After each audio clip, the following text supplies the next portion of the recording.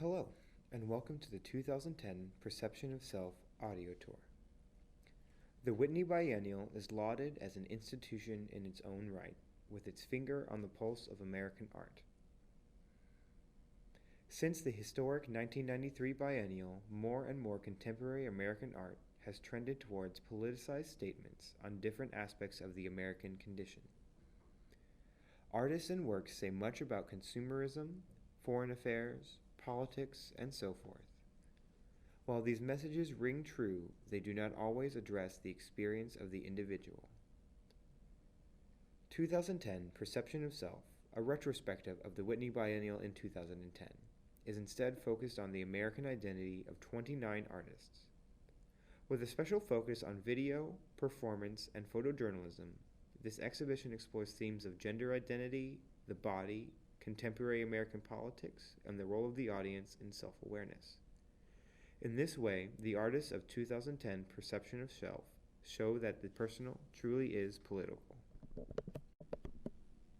To start, the artists of 2010 Perception of Self set the political tone of the year 2010. Featured in the center of the first room is the Bruce High Quality Foundation's piece, We Love America and America Loves Us. Featuring contemporary political videos projected onto the windscreen of an ambulance, a notable focus on the Obama administration can be seen. This piece may symbolize America's confused and cryptic progression forwards.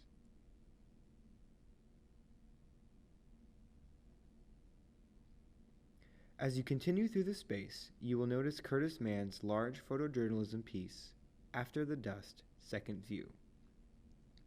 This artwork features bleached, distressed photographs of war-torn neighborhoods after a 33-day war between Israel and Hezbollah. The visitor is reminded of America's simultaneous impulses to both document and be averse from war and other images of violence. In contrast to Mann's images of destruction, Theister Gates' installation, Tea House, which is located adjacent to Mann's work, creates a sense of spontaneous growth. Tea House expands on Gates' neighborhood planning projects and provides a space to foster cultural exploration and development. Also present in the gallery are Robert Williams' Astrophysically Modified Real Estate, Storm Tharp's Jody Jill, Anya Solomon's Natural Object Rant, and Maureen Gallus's Cape Cod, Early September. These pieces have political theme, but focus on how we see ourselves and our things through the pop culture lens, tying back to a perception of self.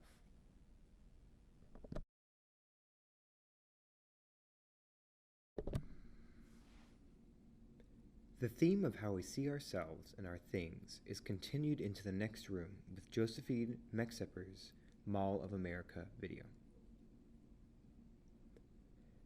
Mexepper represents the actuality and reality of the American identity and ideal. This 13-minute video helps to connect physical realization of materiality of America to the conceptualization present in other works. Next to this piece lies Erica Vogue's Secret Traveler Navigator. She uses the medium of photography to analyze cultural archetypes by using projections and video. Vogue suggests identity crisis with silhouettes.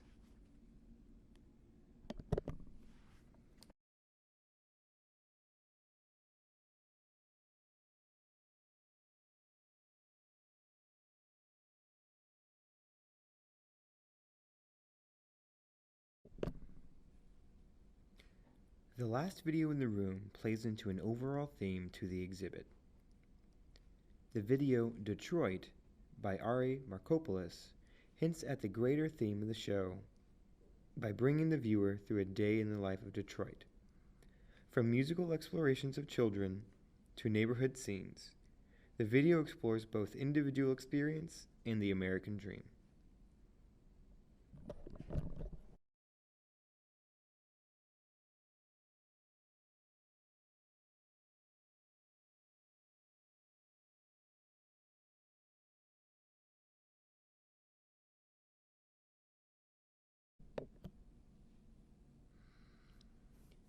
Continuing through the exhibition, works begin to explore a theme of the body.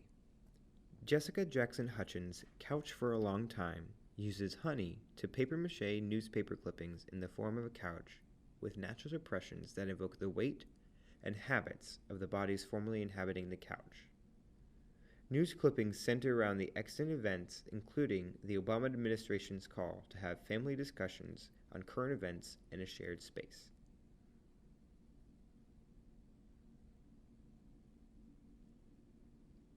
As you progress through the exhibition, you will notice a performance piece. The performers in Jessie Aaron Green's Artsleek Zimmer Gymnastique demonstrate repeated exercises from an outdated fitness manual. This en masse performance calls to attention the ritualized and unnatural feel of the exercises recommended in the manual. Located behind you as you look at Green's work is Nina Berman's Marine Wedding. Expanding on the sense of the unnatural or unsettling physicality, Marine Wedding presents the viewer with seemingly ordinary photographs from a young couple's engagement and wedding. The viewer will quickly notice the groom's facial reconstructive surgery resulting from the injuries he received in active combat. Uncomfortable and visceral, these photos pose a stark picture of how American servicemen and women are left after tours overseas.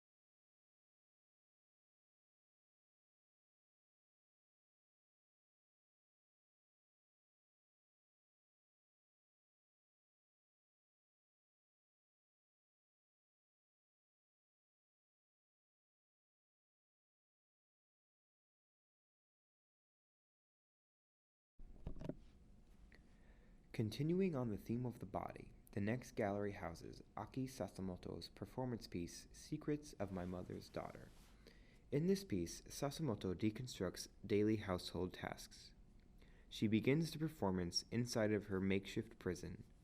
She then has a series of mundane tasks that become complex and unique, such as chopping grapefruit with wooden sandals that have blades attached to them. Her works focus on the subjectivity of personally symbolic objects and actions. She focuses on the perception of self.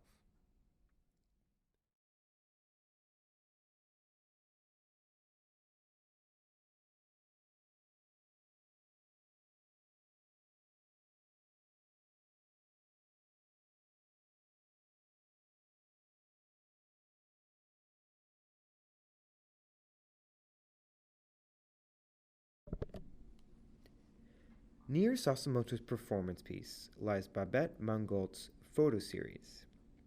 Mangault's photo set, How to Look, uses a formal logic of a grid system to bring attention to individuals and their bodies.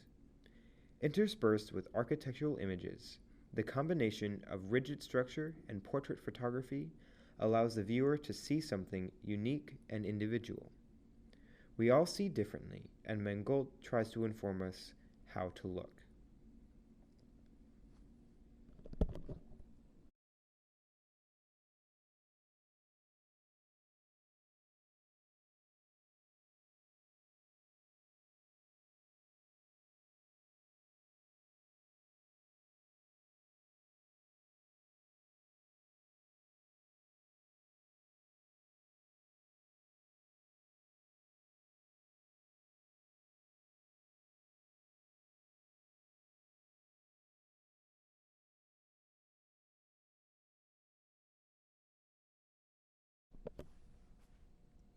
We are further challenged on how to look with the large displays near you. George Condo's Butcher and His Wife and Thomas Hasegault's Big Baby create a space through which the visitor sees distinct bodies and an anthropomorphized presence in abstract materials and loosely formed sculpture. The size and starkness of these abstracted bodies consents the eye to linger on these bodies. Leaving this gallery, Stephanie Sinclair's A Cry for Help, Self-Immolation in Afghanistan depicts hospital photos of women recovering from self-inflicted burns. Plagued by physical and sexual abuse from strangers, family members, or partners, the women Sinclair photograph have lashed out against themselves in frustration, fear, and sadness. The stark reality of this subject matter underscores greater cultural feminist problems that transition the viewer into the next gallery.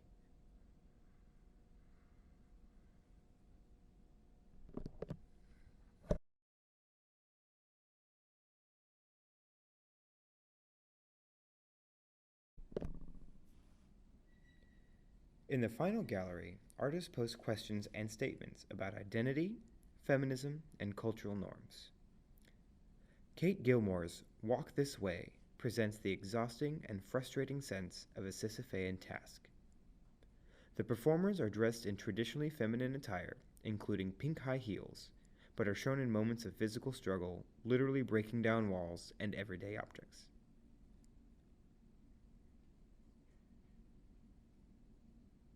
Near Gilmore's artwork lies Sharon Hayes' take on identity as it refers to women. Hayes' Parole crosses the line between video journalism and performance. The performers depict questions of gender identity in highly public forums. This clues the viewer into questioning the role of the audience in how gender is perceived. Further in the exhibit, and expanding on the role of the audience, lies Marianne Vitale's Patron. Vitale turns the focus onto the visitors themselves by directly addressing the viewer. Vitale's video commands you to perform basic tasks such as reciting a rhyme or spitting at the ceiling, calling into context what is normally accepted in both society and a cultural institution such as the Whitney. Also present in this gallery are Tam Tran's Battle Cry, Emily Royston's Ecstatic Resistance Schema, David Adamo's Untitled Music for Strings, Daniel MacDonald's The Crossing, and Kelly Nipper's Weather Center. These pieces continue to explore different aspects of gender, political conscientiousness, identity, and the personal experience of these American artists. By exploring politics, the body, and questions of identity, these artists attempt to place themselves in a greater American context. So as you leave the gallery, we encourage you to think briefly not only about the state of affairs in America, but your place in it.